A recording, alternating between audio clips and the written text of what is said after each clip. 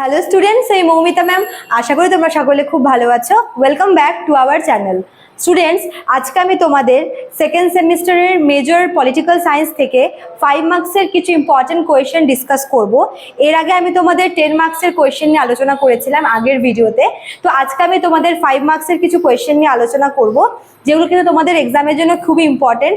তোমরা পরীক্ষা দিতে যাওয়ার আগে অবশ্যই কিন্তু এই কোয়েশ্চেনগুলো দেখে যেও, ঠিক আছে? তো ক্লাসটা শুরু করার আগে বলে রাখি যে আমাদের কিন্তু নেক্সট সেমিস্টারের জন্য অ্যাডমিশন শুরু হয়ে গেছে অলরেডি। যারা আমাদের কাছে অ্যাডমিশন নিতে চাইছো অনলাইনে, তারা আমাদের হেল্পলাইন নাম্বারে যোগাযোগ করতে পারো। আমাদের হেল্পলাইন নাম্বার দুটো আছে, একটা হচ্ছে 6295916282, আর একটা হচ্ছে 7076398606। ঠিক আছে, দেখো দেওয়া আছে এখানে নাম্বার দুটো। এবং তোমাদের কোর্স ফি এবার হচ্ছে 199 টাকা তোমাদের পে করতে হবে। পুরো 6 মাসের কিন্তু প্যাকেজ 199 টাকা, ঠিক আছে? তো দেরি না করে তোমাদের শুরু করে দিই আজকের ক্লাসটি। দেখো, 5 মার্কসের কোয়েশ্চেনে আমি তোমাদের 10টার মতো কোয়েশ্চেন রেখেছি, ঠিক আছে? এই 10টা কোয়েশ্চেন, 5 নম্বরের 10টা কোয়েশ্চেন তোমরা কিন্তু খুব ভালো করে দেখে যেও। দেখো, সবার ফার্স্টে কি আছে? Question number 1, discuss the সেলিয়েন্ট features of Indian constitution. দেখো, আমাদের যে ভারতীয় সংবিধান রয়েছে, সেই সংবিধানের কিছু ফিচার্স রয়েছে, কিছু বৈশিষ্ট্য রয়েছে, যেই বৈশিষ্ট্যগুলি আমাদের ভারতীয় কনস্টিটিউশনকে বিশ্বের বাকি কনস্টিটিউশনের থেকে আলাদা করেছে, ঠিক আছে? যেরকম মনে করো যে আমাদের কনস্টিটিউশন হচ্ছে পৃথিবীর সব থেকে মানে লংগেস্ট আর হচ্ছে কমপ্লিকেটেড কনস্টিটিউশন। তারপর মনে করো যে আমাদের কনস্টিটিউশনে দেওয়া কিছু আইন ইজিলি চেঞ্জ করা যায়, আবার কিছু আইন চেঞ্জ করতে গেলে হচ্ছে বিশেষ আর কি মেজরিটি দরকার পড়ে। তো এরকম আরও অনেক কিন্তু মানে ডিফারেন্ট ফিচার্স কিন্তু আমাদের কনস্টিটিউশনে রয়েছে, ঠিক আছে? আচ্ছা, তো এটা তোমরা পড়ে যাবে। দেখো, 2 নম্বরে কি বলেছে? Discuss the difference between fundamental rights and the directive principles of state policy. Fundamental rights মানে হচ্ছে মৌলিক অধিকার, এবং directive principles of state policy মানে হচ্ছে রাষ্ট্র পরিচালনা করার কিছু নির্দেশমূলক নীতি। তো এই দুটোর মধ্যে পার্থক্য তোমাদের এখানে বলেছে। তো পার্থক্য তো অবশ্যই আছে। দেখো, একটা হচ্ছে নাগরিকদের দেওয়া কিছু মৌলিক অধিকার, যেগুলো নাগরিকদের হচ্ছে জন্য প্রদত্ত। আর একটা হচ্ছে একটা দেশ, একটা রাষ্ট্রকে কিভাবে চালনা করব তার জন্য কিছু নিয়ম নীতি। তো দুটোর মধ্যে পার্থক্য কিন্তু তোমাদের দিতে পারে এক্সামে, ঠিক আছে? নেক্সট দেখো, 3 নম্বরটা কি বলেছে? Discuss the power and position of Indian prime minister. আমাদের যে ভারতের যে প্রাইম মিনিস্টার রয়েছেন, প্রধানমন্ত্রী, তার ক্ষমতা এবং তার কার্যাবলী সম্পর্কে লিখতে বলেছে। 4 নম্বরে বলেছে হচ্ছে discuss the importance of directive principal of state policy. আগেরটা ছিল কি? ডিরেক্টিভ প্রিন্সিপাল অফ স্টেট পলিসির পার্থক্য উইথ ফান্ডামেন্টাল রাইটস, ঠিক আছে?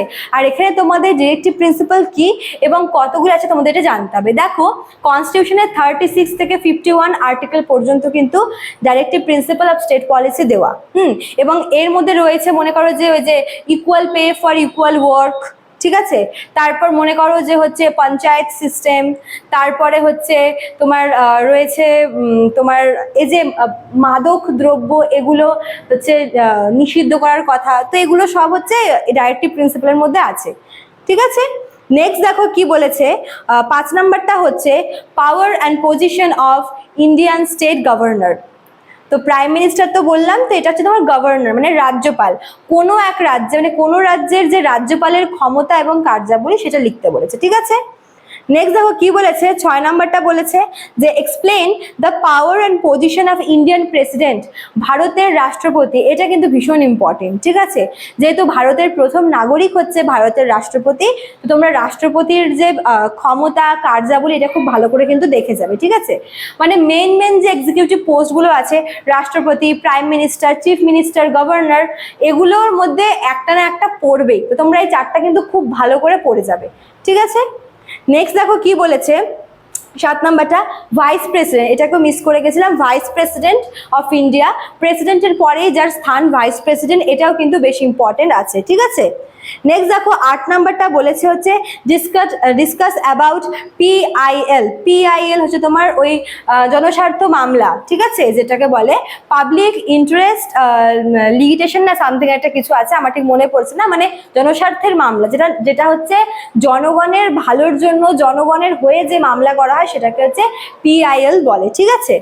তারপর দেখো 9 নাম্বারটা কি বলেছে, mention the recommendation of Sarkaria commission. তোমাদের আমি 10 মার্কসেও কিন্তু সরকারিয়া কমিশন দিয়েছিলাম, এখানেও বলছে, ঠিক আছে। সরকারিয়া কমিশনটা কি, এই কমিশনের যে সমস্ত মানে এই কমিশনটা কি এবং এই কমিশনে যে সমস্ত সুপারিশগুলো করা হয়েছিল রেকমেন্ডেশন, সেগুলো তোমাদের ইম্পর্টেন্ট। লাস্ট 10 নাম্বার দেখো কি বলেছে, mention the recommendation of Venkatachaliah commission, ঠিক আছে। তো দুটা কমিশন তোমরা ভালো করে পড়বে, সরকারিয়া কমিশন আর হচ্ছে ভেঙ্কটচিলাইয়া কমিশন, ঠিক আছে। এই দুটোর এর মধ্যে কিন্তু তোমাদের একটা না একটা পড়বেই। তো স্টুডেন্ট, এই 10টা কোয়েশ্চেনই তোমাদের ছিল 5 মার্কসের জন্য। আমি আরেকবার রিপিট করে দিচ্ছি, ঠিক আছে। দেখো 1 নাম্বারটা কি বলেছে, আমাদের ইন্ডিয়ান কনস্টিটিউশনের ফিচার্স। 2 নাম্বারটা হচ্ছে ফান্ডামেন্টাল রাইটস আর ডাইরেক্টিভ প্রিন্সিপালস অফ স্টেট পলিসির মধ্যে পার্থক্য। 3 নাম্বার হচ্ছে প্রাইম মিনিস্টারের পাওয়ার। 4 নাম্বার হচ্ছে ডাইরেক্টিভ প্রিন্সিপালস অফ স্টেট পলিসিগুলো কি কি রয়েছে। নেক্সট 5 নাম্বারটা হচ্ছে গভর্নরের ক্ষমতা, রাজ্যপালের ক্ষমতা। 6 নাম্বার হচ্ছে ভারতের রাষ্ট্রপতির ক্ষমতা। 7 নাম্বার হচ্ছে ভাইস প্রেসিডেন্টের বা হচ্ছে উপরাষ্ট্রপতির ক্ষমতা। 8 নাম্বার হচ্ছে জনস্বার্থের মামলা বা PIL। 9 নাম্বার হচ্ছে সরকারিয়া কমিশন এবং এই কমিশনের দ্বারা দেওয়া বিভিন্ন সুপারিশগুলি।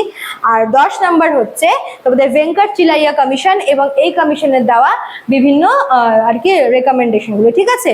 তো এই 10টা কোয়েশ্চেন 5 মার্কস থেকে তোমরা কিন্তু ভালো করে অবশ্যই পড়ে যাবে, ঠিক আছে। আশা করি তোমাদের এখান থেকে তোমরা হেল্পফুল হবে। স্টুডেন্ট, ভালো লাগলে অবশ্যই লাইক কমেন্ট করবে, ভিডিওটিতে শেয়ার করবে। দেখা হচ্ছে নেক্সট ক্লাসে। Thank you.